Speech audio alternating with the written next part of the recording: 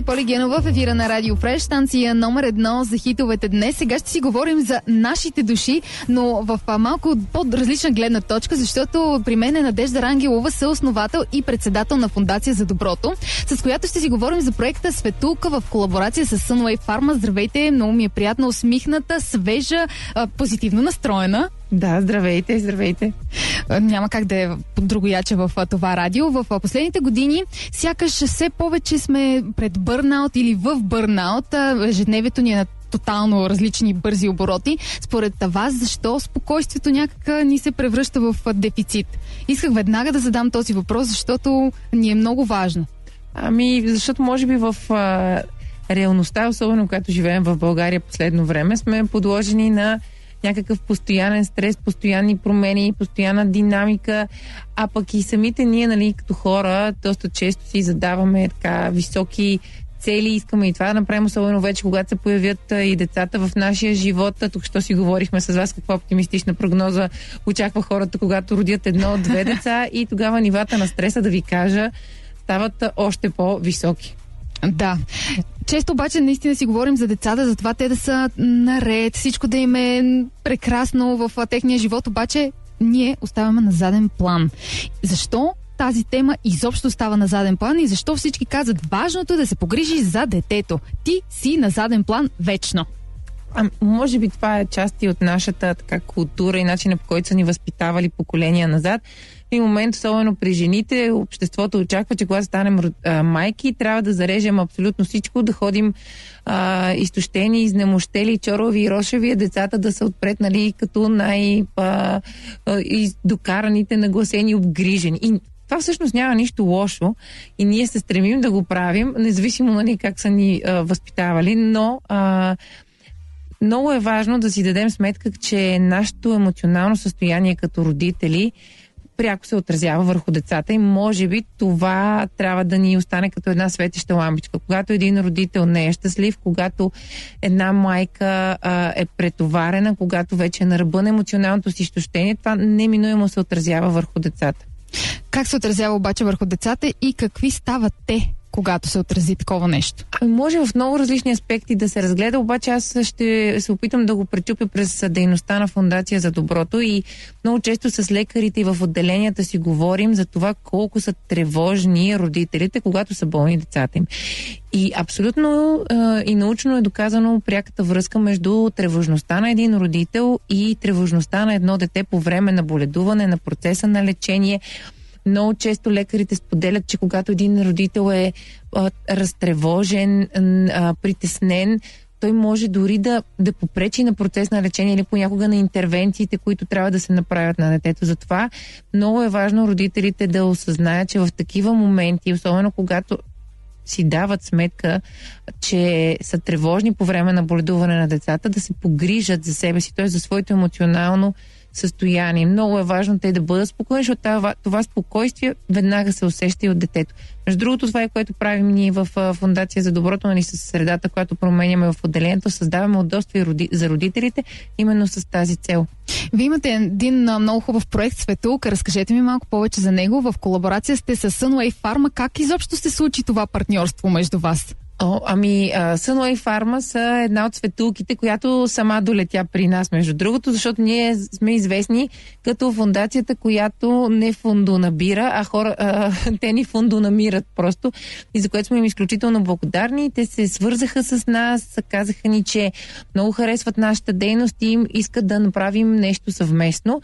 И буквално още на първата среща много добре си спомням, когато ни представиха продукта Stress Clean и ние бяхме, може ли 2 палета за нас просто предварително, да може, ние също, в ежедневието си сме стресирани, особено както някои от децата се разболее, защото ние всички сме още взето с по няколко деца.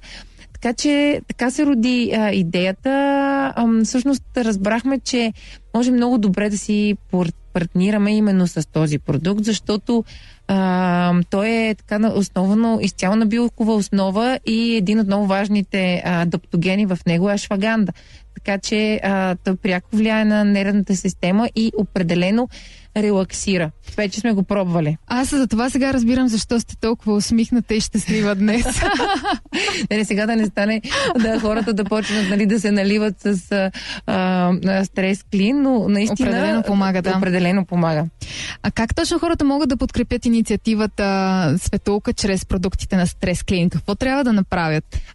Това, което трябва да направят, както казахме, първо да помислят за себе си, дали имат нужда от подкрепа в тази ситуация. Ако установят всъщност, че ежедневието им е много така стресиращо, могат в всяка една аптека, в цялата аптечна мрежа, както и в DM, от 1 май до 31 октомври да си закупят един от продуктите.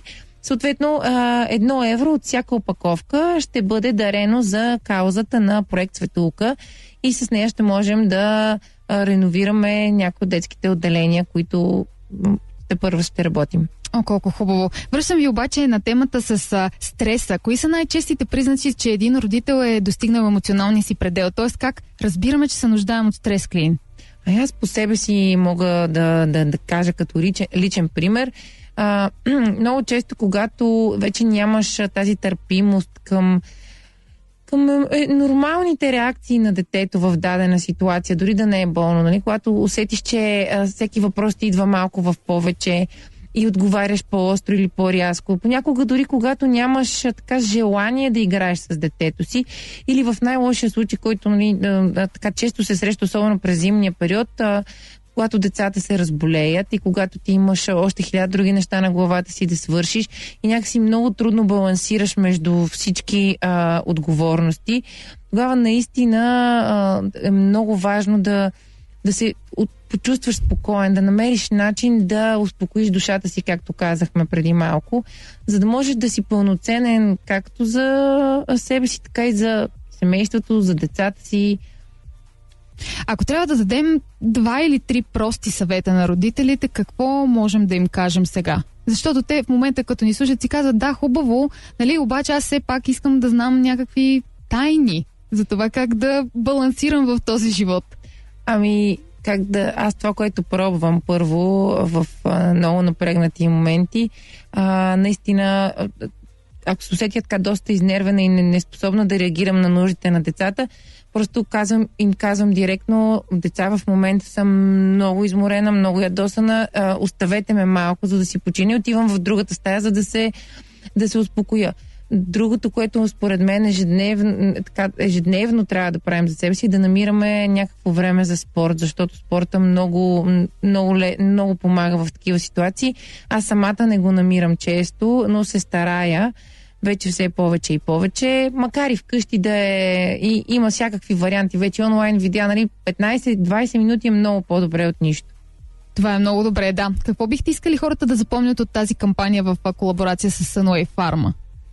Бих искала да запомня, че изключително ценен е примера, който Sunway Pharma дават в този случай за подкрепата на бизнеса към такъв тип каузи, които са обществено значими, като детското здравеопазване, и че изключително ценно е да има такива партньорства, повече такива партньорства, защото, както си говорихме, много е важно ние като граждани да сме активни и да обръщаме внимание на важните теми за нашето общество. И на психичното здраве също. Да, също така, нашето. Благодаря ви много, че бяхте тук. Пожелавам ви успех в кампанията и съм сигурна, че ще имате още доста колаборации, защото инициативата и изобщо фондацията се занимава с страхотни неща. Благодаря ви.